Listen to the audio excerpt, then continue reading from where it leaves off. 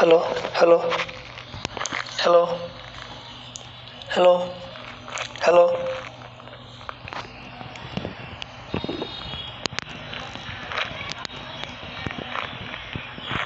Hello hello hello hello hello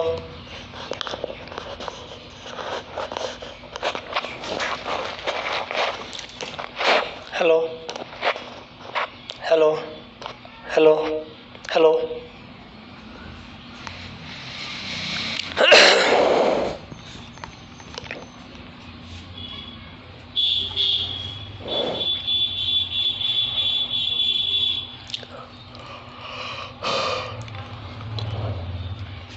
hello नमस्कार दोस्तों।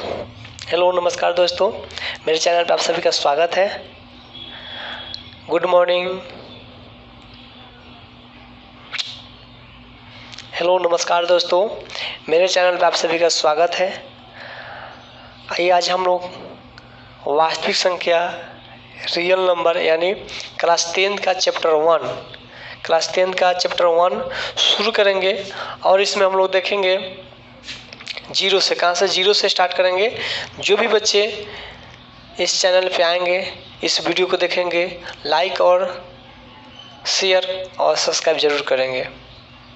अच्छा लगे तो, नहीं लगे तो बहुत वीडियो है देखिएगा, लेकिन इस पर हम आपको जीरो से पढ़ाएंगे। या अगर आप शुरू से लेकर अंत तक इस वीडियो को देख लेते हैं तो आप दूसरा वीडियो पे क्लिक मत नहीं कीजिएगा, गारंटी है मेरा, ठीक है ना। दूसरा वीडियो देखने का ज़रूरत आपको नहीं होगी। आप पे केवल इसी वीडियो से आपका पूरा ख़त्म हो जाएगा। एक ही वीडियो में पूरा चैप्टर को हम क्लोज करेंगे। तो आप जहाँ भी से भी देख रहे हैं, आप इस वीडियो को देखने से पहले पेन और कॉपी लेके बैठिए और एक मिनट से देखिए। और जो भी समस्या हो या जो भी कोई प्रॉब्लम हो, कमेंट बॉक्स में कमेंट ज़रूर कीजिएगा। आपका कमेंट बहुत ही समय निकाल के और बहुत ही दिलचस्पी से हम पढ़ते हैं कि कौन बच्चा का क्या कमेंट है। तब जब कमेंट ज़रूर कीजिएगा। चलिए, तो सबसे पहले हम लोग जानते हैं रियल नंबर का पढ़ेंगे। रियल नंबर वास्तविक संख्या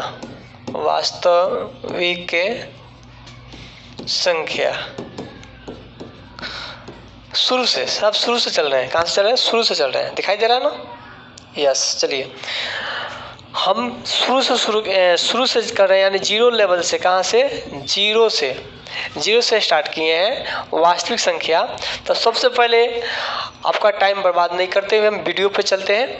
और यहाँ पे देखिएगा, आप लोग टॉपिक शुरू करते हैं। यहाँ पे देखिए, सबसे पहले हम लोग जानेंगे इसमें सम संख्या, विषम संख्या, पूर्ण संख्या, पूर्णांक संख्या।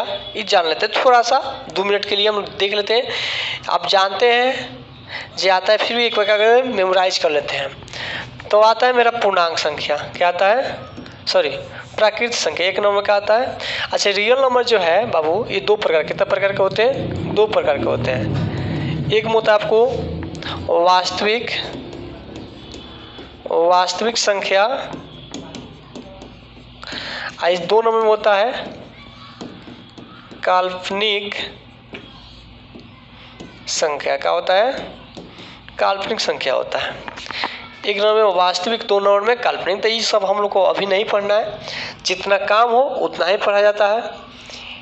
देखिए, दुनिया नहीं देखती है आपका कितना नॉलेज है, कितना आता है। दुनिया देखती है जब मैथ में कितना नंबर लाए, और आप केवल 10 चैप्टर पढ़ के 100 में 100 ला देते हैं। तो ये देखती है जो दुनिया देखेगी जी आप पूरा चैप्टर पढ़े कि नहीं पढ़े, ये नहीं जानती है। केवल आपका मार्क्स देखेगी, 100 में कितना नंबर लाए, ये देखता है लोग, ठीक है ना। और मैं गारंटी देता हूँ, वादा के साथ कहता हूँ, आप केवल 10 चैप्टर पढ़ लीजिएगा, 10 छोड़िए, 8 चैप्टर पढ़ लेते हैं तो 100 में 100 लिख के आइएगा गारंटी के साथ। केवल कमांड कर लीजिएगा, तो कमांड होना चाहिए, ठीक है। चलिए, यहाँ पे तो हमको केवल यही संख्या पढ़ना है। क्या पढ़ना है? वास्तविक संख्या के बारे में जानना है। तो वास्तविक संख्या पढ़ेंगे यहाँ पे। तो वास्तविक संख्या यहाँ पे बहुतों प्रकार की होती हैं। एक में आता है प्राकृत संख्या। प्राकृत संख्या ये क्या होता है बाबू? प्राकृत संख्या क्या होता है? वह संख्या जो एक से शुरू हो या गिनती की संख्या को प्राकृत संख्या कहते हैं।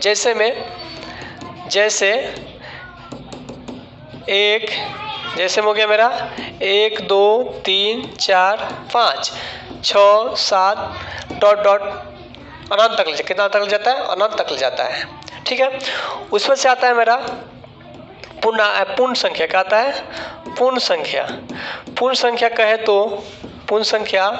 तो प्राकृतिक संख्या में शून्य मिला देने से, प्राकृतिक संख्या में शून्य मिल जाएगा तब पूर्ण संख्या हो जाएगा। क्या हो जाएगा?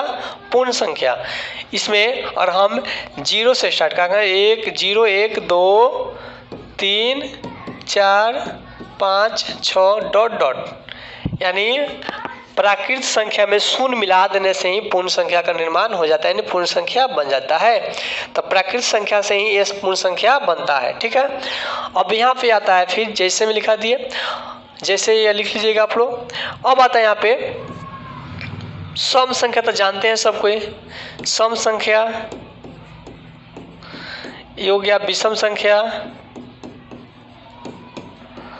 विषम संख्या तो चलिए दोस्तों, सम संख्या उसे कहते हैं जो 2 से विभाजित, जो से पूरा भाग लग जाए। जैसे में 2 4 6 8 10 इत्यादि, या 2 से पूरा भाग लग जाता है उसे क्या कहते हैं हम लोग? सम संख्या। 2 से भाग नहीं लगता है उसे कहते हैं हम लोग विषम संख्या। जैसे 1 3 5 7 9, इसमें 2 से पूरा भाग नहीं लगेगा, यह पूरा नहीं कटता है, लेकिन यह जो संख्या दिख रही है यहाँ पे यह पूरा कट जाता है। तो इसको विषम कहेंगे, इसको सम कहेंगे। ठीक है ना, सम संख्या विषम संख्या। इसमें से आगे बढ़ेंगे हम लोग तो आएगा पूर्णांक संख्या। क्या आएगा? पूर्णांक संख्या। पूर्णांक संख्या। पूर्णांक संख्या किससे कहते हैं? तो पूर्णांक संख्या उसे कहते हैं जो ऋणात्मक संख्या में शून्य यानी पूर्ण संख्या मिला देते। क्या मिलाते हैं? ऋणात्मक संख्या में पूर्ण संख्या मिला देते हैं तो क्या बनता है? पूर्णांक संख्या बनता है। जैसे यहाँ -4 -3 -2 -1 ये हो गया ऋणात्मक। क्या हो गया बड़ा? ऋणात्मक संख्या। क्या हो गया? ऋणात्मक संख्या है। ठीक है, अब इसमें क्या करते हैं? पूर्ण संख्या देख रहे हैं आप लोग, पूर्ण संख्या 0 से शुरू है तो 0 1 2 3 4 ये हो गया मेरा धनात्मक। क्या हो गया? धनात्मक संख्या। ठीक है ना, तो क्या हो गया मेरा? पूर्णांक। दोनों मिला देने क्या हो गया? पूर्णांक संख्या बोलेगा। ऋणात्मक में पूर्ण संख्या मिलाने से पूर्णांक संख्या का निर्माण होता है, यानी पूर्णांक संख्या बनती है। अब आगे हम लोग देखेंगे भाज संख्या। क्या देखेंगे? अभाज पहले क्या देख लेते हैं? अभाज संख्या। अभाज संख्या परिभाषा देखिएगा कैसे है, याद हो जाएगा एक बार में। वह संख्या जो केवल 1 से कटे और स्वयं अपने आप से कटे और किसी के बाप से नहीं कटे, उसे क्या कहते हैं? अभाज संख्या। जैसे 2 3 5 7 11 13 17 इत्यादि और भी आते हैं। कहते हैं इसमें और भी संख्या आ जाते हैं। ठीक है ना, ये सब क्या है? अभाज संख्या। देखिए 2 जो है 1 से कटेगा, 2 से कटेगा और किसी के बाप से नहीं कटेगा। 7 ले लीजिए, 1 से कटेगा और 7 से कटेगा और किसी के बाप से कटेगा और नहीं कटेगा। कहिएगा सर जी यह संख्या जो जितना लिखे हैं दूसरे किसी के बाप से नहीं कटेगा, एक और स्वयं अपने आप से कटता है। तो इसे क्या कहेंगे हम लोग? अभाज संख्या। क्या कहेंगे? अभाज संख्या कहते हैं। ठीक है, अब भाज संख्या देख लीजिए थोड़ा। भाज संख्या वो संख्या जो 2 संख्याओं से अधिक से कटे, यानी 2 से अधिक गुणनखंड हो। क्या होना चाहिए? 2 से अधिक गुणनखंड होना चाहिए, उसे क्या कहेंगे हम लोग? भाज संख्या कहते हैं। यानी 2 संख्याओं के अधिक से कटे, 2 संख्याओं से अधिक से कटे। जैसे में 4 6 8 9 10 12 डॉट डॉट। ठीक है, और भी संख्या आते हैं।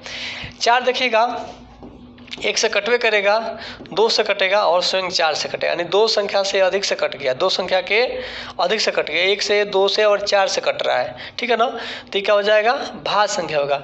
9 देखिए, 9 1 से कटेगा, 3 से कटेगा और 9 से कटेगा, देखिए क्या संख्या है, भाज्य संख्या, क्योंकि 2 संख्याओं के अधिक संख्या से यह कट रहा है। 12 को देख लीजिए, 1 से, 2 से, 3 से, 4 से और खुद 12 से, तो क्या है देख रहे हो ना, यह जो 12 है 2 संख्या के अधिक संख्या से कट रहा है, तो क्या हो जाएगा, मेरा भाज्य संख्या हो जाएगा। परिमेय अपरिमेय को देख लेते हैं हम लोग। परिमेय संख्या, परिमेय संख्या,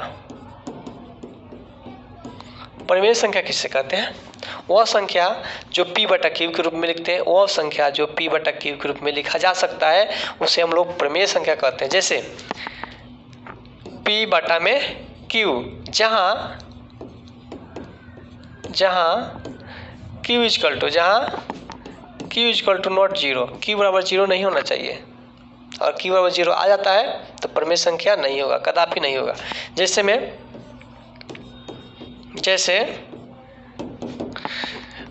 5/2 ये परिमेय संख्या है, क्या है, परिमेय संख्या।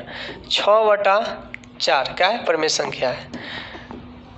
8/5 परिमेय संख्या है। लेकिन अगर हम यहाँ पे 0 देते हैं, 8/0, तो क्या हो जाएगा, परिमेय संख्या नहीं होगा, क्या होगा, तो परिमेय संख्या यह नहीं होगा। जैसे में हो गया। अब इस तरह से अपरिमेय संख्या देखते हैं, क्या देखते हैं बाबू, अपरिमेय संख्या देखते हैं। अपरिमेय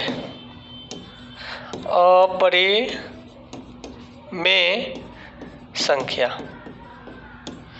अपरिमेय संख्या किससे कहते हैं, वह संख्या जो p बटा q के रूप में नहीं लिखा जा सकता है उसे हम लोग अपरिमेय संख्या कहते हैं, ठीक है।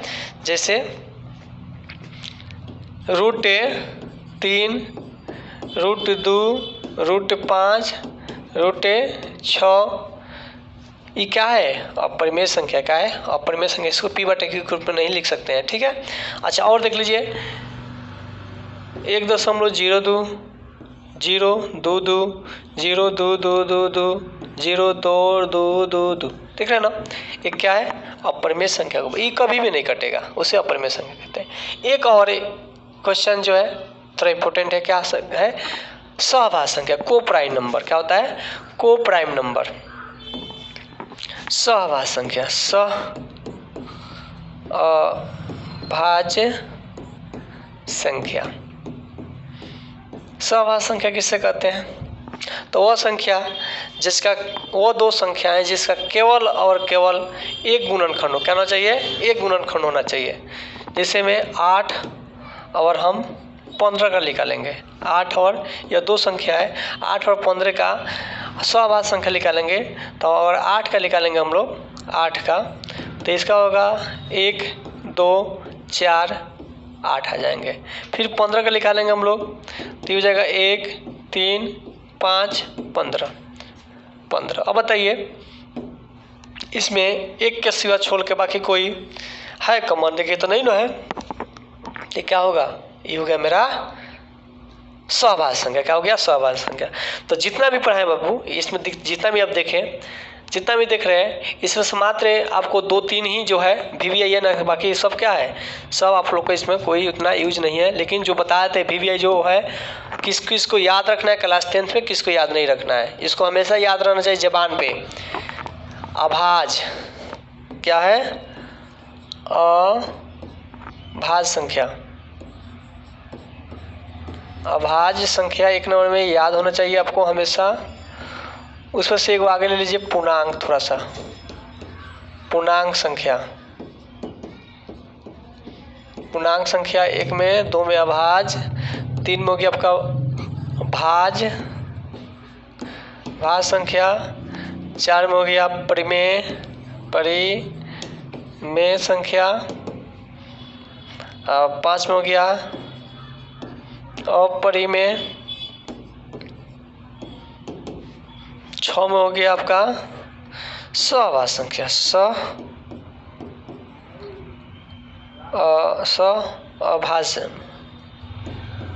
सहभाज्य संख्या, इतना आपको याद होना चाहिए, ठीक है ना।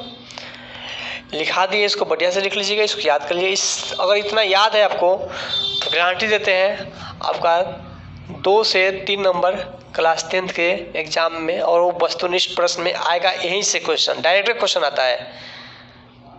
क्या पूछेगा जो निम्नलिखित में से कौन से भाज्य संख्या है। ऑप्शन दे देगा आपको, ऑप्शन दे देगा 4, 5, 6, 8। बताइए अब भाज्य संख्या इसमें बताइए कौन है। भाज्य पूछा है, सॉरी अभाज्य का। निम्नलिखित में से अभाज्य संख्या कौन है, निम्नलिखित में से अभाज्य संख्या कौन है। तो ऑप्शन में है अभाज्य संख्या पूछा है, अभाज्य संख्या पूछा है। इसमें 2 है, 5 है, 7 है, 6 है, 8 है। यहाँ पे हम इसको थोड़ा सा चेंज कर देते हैं, 4 कर दिए। क्या कर दिए 4, 2, 4, 6, 8। बताइए इसमें अभाज्य संख्या कौन है। तो अभाज्य संख्या आपका कौन हो जाएगा 2। क्या हो जाएगा 2 हो जाएगा अभाज्य संख्या, ठीक है ना, याद होना चाहिए। अच्छा एक और क्वेश्चन, सबसे छोटी अभाज्य संख्या कौन है। सबसे छोटी अभाज्य संख्या 2 है। और सबसे छोटी भाज्य संख्या कौन है। तो 4 है। सबसे छोटी अभाज्य 2, अभाज्य 4 याद होना चाहिए। अब हम चलते हैं अपना टॉपिक पे, जो कि प्रश्न 1.1 है, उसको हम लोग शुरू करेंगे। ये थोड़ा बेसिक था, इसमें और थोड़ा कॉन्सेप्ट डाल लीजिए। हम लोग पढ़ेंगे 1.1। यह है आपका यूक्लिड विभाजन प्रेमिका का है। Euclid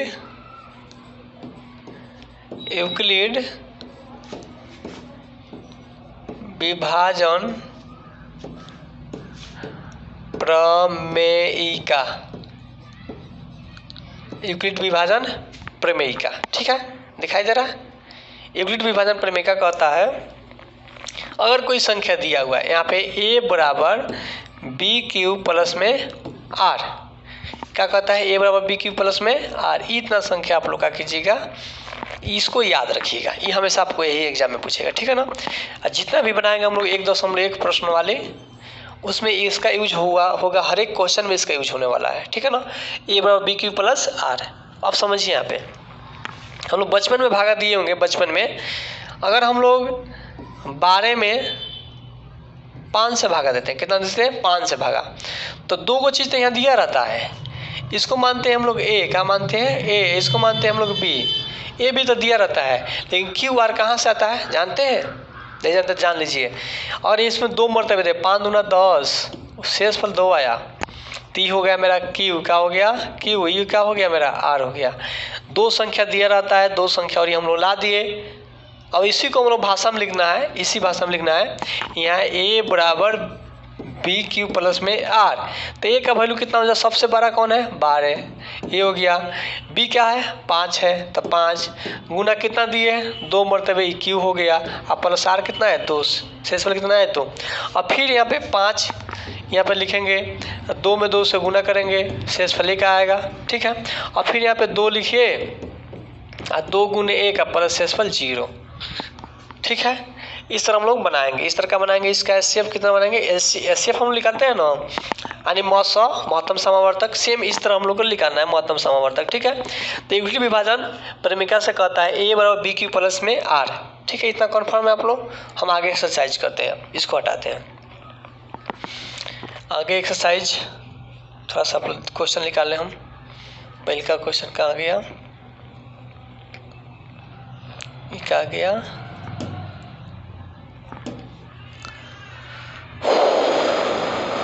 welcome.